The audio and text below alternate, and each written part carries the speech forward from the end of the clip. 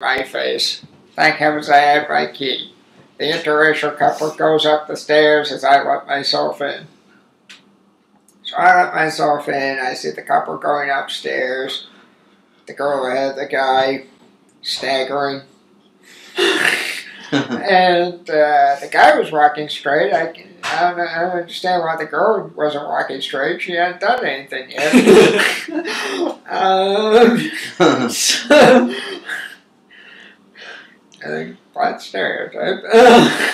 So we get to the point of I turn the corner stupidly into the living room, and now I see this girl giving the guy a hand job. I see her, she doesn't see me. I go into the room, and I said to her, "Hey, how's it going?" And she looks up, she goes, "Oh, hey, hey!" "Hey, how are you?" I said, "Fine, I shake hands with her, but I see you're busy." Looks like you got your hands full there. Yeah. Yeah. But not quite. Right, so I went and I walked off after saying I shake hands with her, but I see you're busy. And so I go into my room. She, finishes up apparently and disappears. I come back out of my room. Now, I go into the kitchen and I see the interracial couple girl staggering around, barely clothed. Let's put it this way. The twins were walking on their own. All over the room. So, the twins are walking on a beer floor. And bare floor. And it's been a both, let's be honest. And so she collects herself for the first time that night. And comes over and we start shooting the shit. What we said is unimportant other than she'd had a shitty summer, I had a shitty summer. So we're in the middle of the conversation. She says, "Well, shit happens. What are you gonna do?" And I said, "I think you already did it." So she, yeah. So she goes, and by this point, the sunburned gentleman comes in the room and starts dragging her towards the front door to get rid of her. Somewhere along the line, she gets a phone call and goes, I got it. Okay, well, get it. So she goes and she answers the phone and staggers over to the front door. Now, how she made it to the front door without falling, I'll never know. But she was up against the door, leaning quite heavily. And, now mind you, I just come through the door, it's unlocked. So I come through the door, it's unlocked, she's there. And, oh boy, was this a beaut. She's there, leaning against the door. And, she tries to open the door while she's leaning against it on the phone talking. Usually it doesn't work. So she goes over to me, again staggering, and the digits fall out. Not her hand, not her phone. And so she collects herself as she says, that door is locked in too many different ways. You gotta let me out of here. So I help her over to the wall so she has something to lean against as I go and open the door. And I go and I open the door because she couldn't figure out that it was unlocked and she was leaning against it. So I open the door, she comes by, says thank you very much, walks out the door. Now I hold the screen door for her as she walks out. The black dude grabs hold of the other door and is holding it so it doesn't bang against the wall. Now she walks by me down the stairs, stops, gets the idea to turn around, comes back up, walks right by me. The black guy's standing there holding the door, as I said, behind me. And she turns to him and at the top of her lungs yells, "Fuck you!" in his face. And I'm standing there dead quiet, not sure what to make of this at this point. Damn. So then she goes and she staggers off down the road. I would have said walk, but that would have been hardly inaccurate. So she staggers off down the road towards China Express.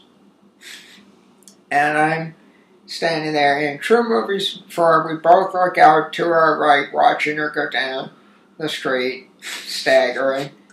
And we both have our mouths open, gaping. And I swear to God, it looked like a scene out of a freaking movie. So I went back into the house with the guy and I said to him, "Hey, what was with that explicit exclamation?" And he goes, "Oh, she's mad because I kicked her out of bed." Oh. Which is another story in and of itself. So that's the story of that fateful night. Yeah.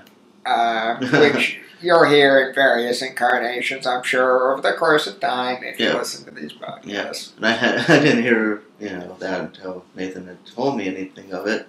And of course, I guess I was so passed out I couldn't even hear someone yell "fuck you." So. Wait a minute, you were living in the house, is that correct? But he was in the back of the house on what used to be the garbage room. Oh, they stuck you out with the garbage, Casey. Well, I had that room before him. Oh! But I was smart enough to ask for the other room because I knew that would get drafted in a space heater 24/7. Yeah, you know how some of the houses are built, the mudroom they call them, They put you in the mudroom, Casey. Yeah, and then that would go on to be Natalie Tack's room when she was in housing. Mm. And then they finally figured out that it wasn't a fucking room, and stopped putting human beings out there. And now all three are being sold. Actually, they had one other person in there. Mm. The last year that we were in there. Actually, yeah. And now they're selling all of that housing when they move to the new campus. Yeah. Yeah, but they probably have to wait till the end of this year because they still have students in there, I'm guessing. Yeah. And they're having trouble getting the people out of the housing unit on the property that they want. There's that mental center. The mental place where they're having mental difficulty getting people out of there. They're just not willing to move. Yeah. So just to quickly tag up something that was said earlier, the likes and dislikes. There are a lot more dislikes, and you'll hear them as part of a lecture that I did and pre-recorded. So you'll hear that much later. I'm waiting to put that up because I don't want to have a bad start to everything. I want a few good ones before we get to the nasty nitty gritty. Anyway, so. Sounds reasonable. All right, so I would say that the consensus here is that we all liked each other's company and not the company of many others. Right. Right, and we all kind of did what we had to do to get through. I guess is the. That's true. We all three of us graduated, and using our experiences at the college to do absolutely nothing. And there's with them. There's a few things that. Although I have to say, there's a lot of great source material. Would you agree, Casey? Yeah. Mm-hmm. Well, I've been doing some stuff. With I mean, there's you have. There's a couple of sessions, I should say. There's one that was on campus that was towards the end of my career that was organized by Burlington College when I had that session with the screenwriter, and a bunch of other students did too. And then there was the one that was not organized by Burlington College, but they, of course, knew about it, and some of the classes went down to it, and that was the event with Brian Singer. Yes, Brian Singer being one of the creators of House, and the director of X-Men, I believe. Mm-hmm. Usual The Suspects. first two, the as good well. ones. Yeah. The good ones. And The Usual Suspects. The Usual Suspects, of course. Which I honestly didn't like, but I understand it's probably some movie history. I loved it, yeah. Yourself? I probably fall somewhere in between loving it and not liking it a great deal. Yeah. To me, it was fair. Yeah, it was.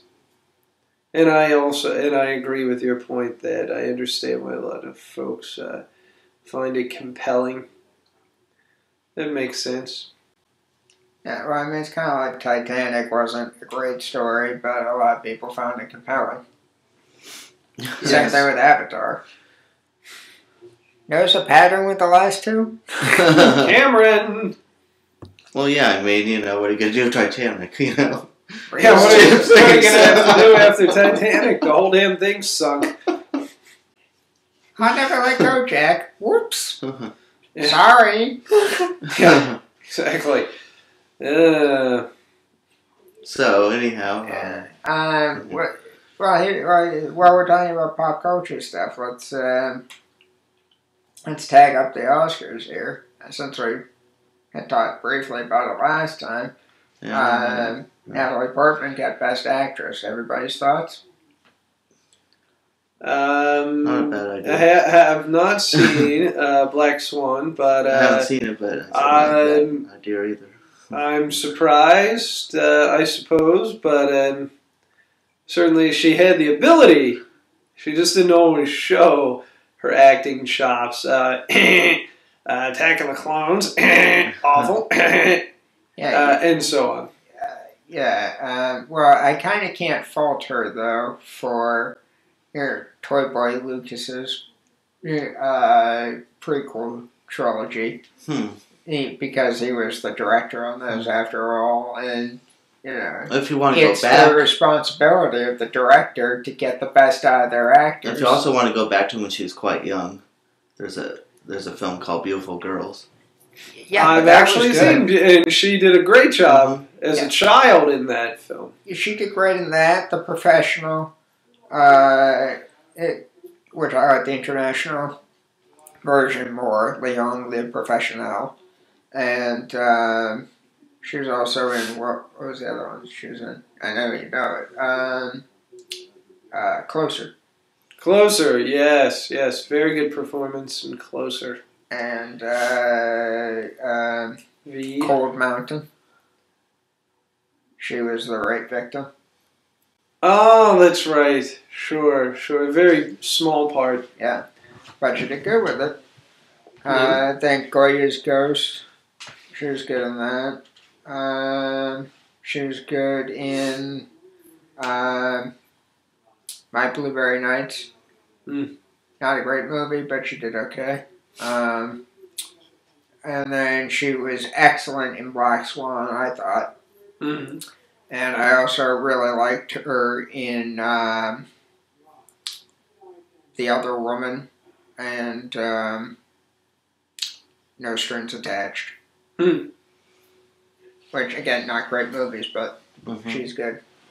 I kind of feel the same way about Amanda Seyfried. I'm hoping she'll get an Oscar someday, but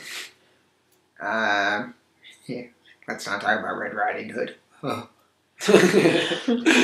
Incest galore. I can't really say anything. Haven't seen it yet, so. Yeah, Don't be sorry. Okay, so Best Actor Colin Firth. Again, I know you guys haven't seen it, but what do you think? Based on what I have seen from him, he can act. That's pretty obvious. Mm-hmm. He can even sing in Mamma Mia. Yeah. Yes. So no, not a surprise. I guess with him, to me at least, it felt like it was only a matter of time. He just needed the right part. Fair enough. And he came close with The Single Man. Because he got back-to-back nominations, but won this year for King's Speech. Excellent movie. And now they're being just effing greedy. They re-released it